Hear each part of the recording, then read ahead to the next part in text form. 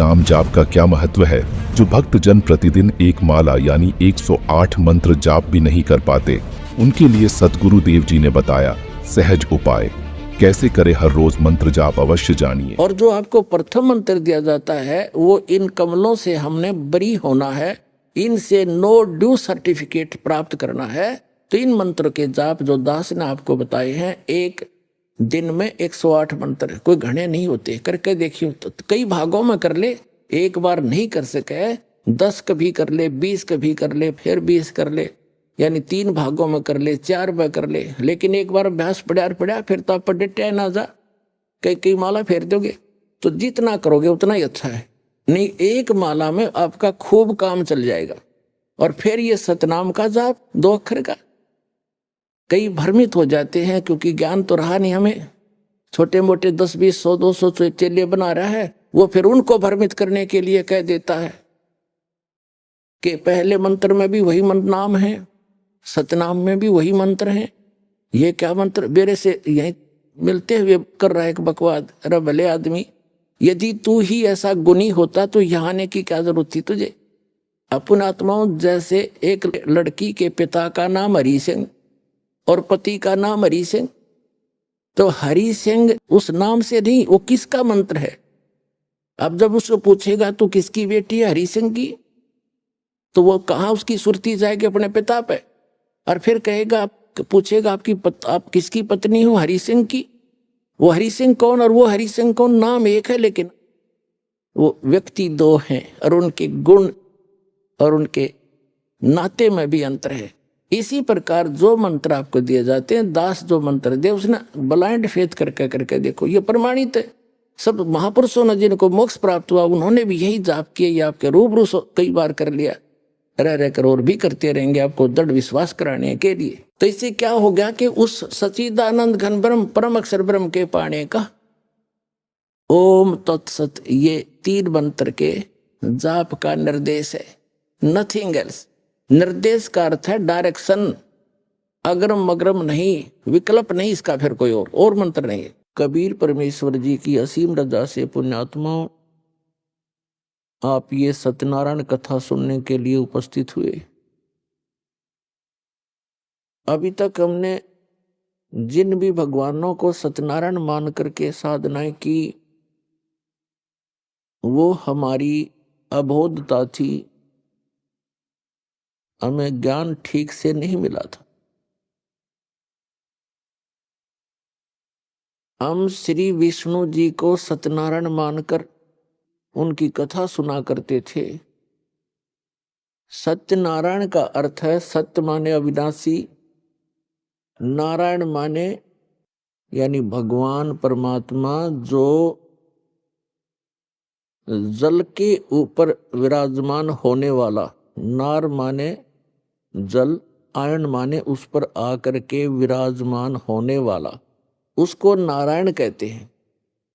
उस सत्य माने अविनाशी, नारायण माने परमात्मा, वो भगवान जो जल के ऊपर आकर विराजमान होता है, वहां निवास करता है। तो श्री विष्णु जी सतोगुण भगवान हैं, ये नासवान हैं। श्री देवी पुराण सचित्र मोटा टाइप गीता प्रेस गोरखपुर से प्रकाशित के 123 पृष्ठ पर,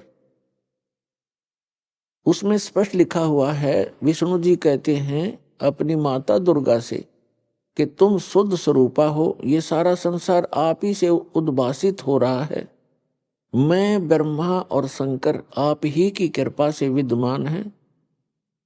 हमारा तो आविर्भाव माने जन्म और तिरोभाव मीन मृत्यु होती है, हम अविनाशी नहीं।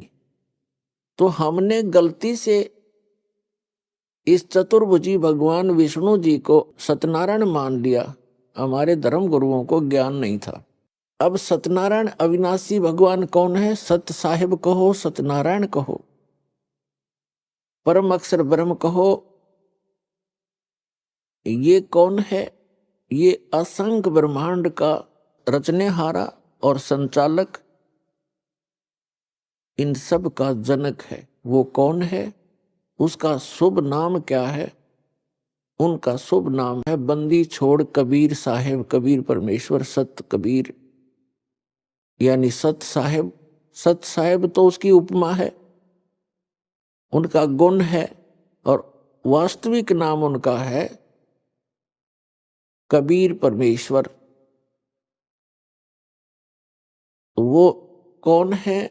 जो काशी के अंदर 120 वर्ष तक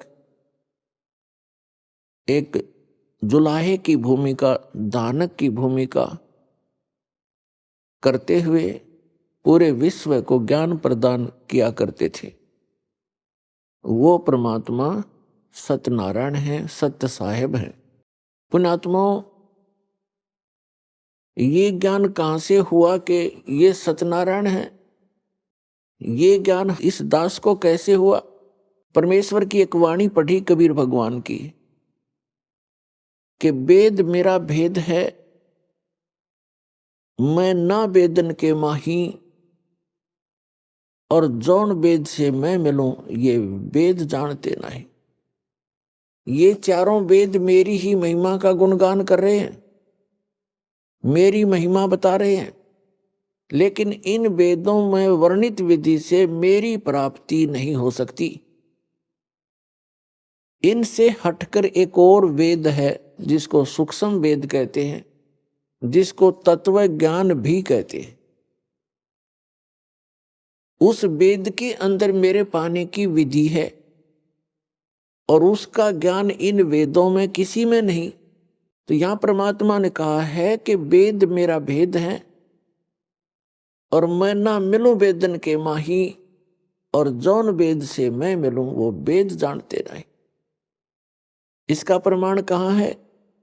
श्रीमद् भगवत गीता अध्याय नंबर 4 के श्लोक नंबर 32 में गीता ज्ञानदाता कहता कि अर्जुन, जो अभी आपने सुना श्लोक 25 से लेकर 31 तक कि कोई तो देवताओं की पूजा करता है, कोई हठ योग करता है, कोई तीक्ष्ण व्रत रखता है, अहिंसावादी बनकर घूमता है, कोई स्वाध्याय करते रहते हैं, कोई केवल योग अभ्यास करते हैं, कोई प्राणों की श्वासों की गति को आते जाते देखते रहते हैं। ये सभी साधक अपनी साधना को पापनाशक जानते हैं, इसको अच्छा मानते हैं, तभी तो वो कर रहे हैं। जब उनको ज्ञान होगा कि साधना ठीक नहीं है तो तुरंत त्याग देंगे।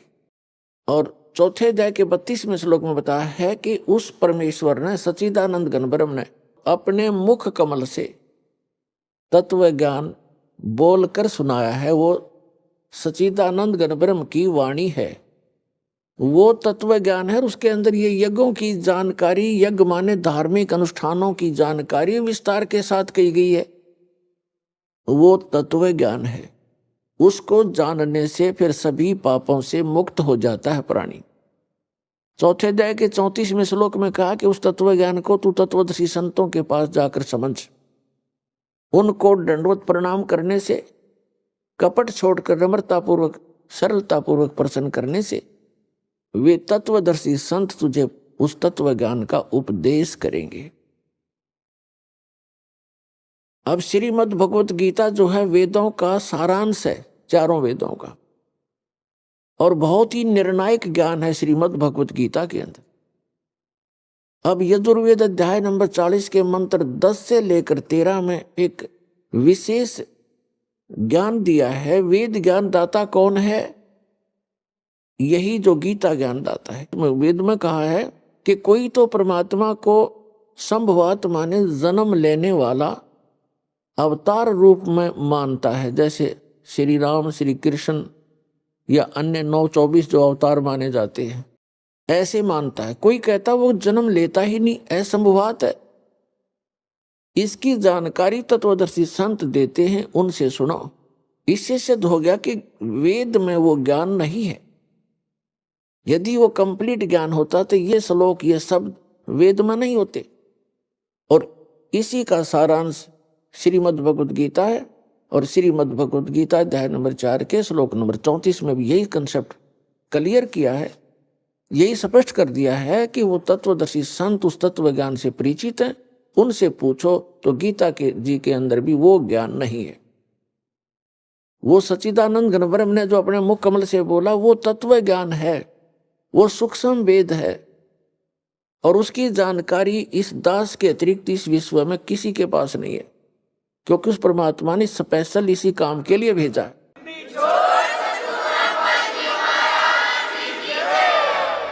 सत साहिब जी और वीडियो देखने के लिए चैनल को सब्सक्राइब और वीडियो को लाइक, कमेंट, शेयर जरूर करें।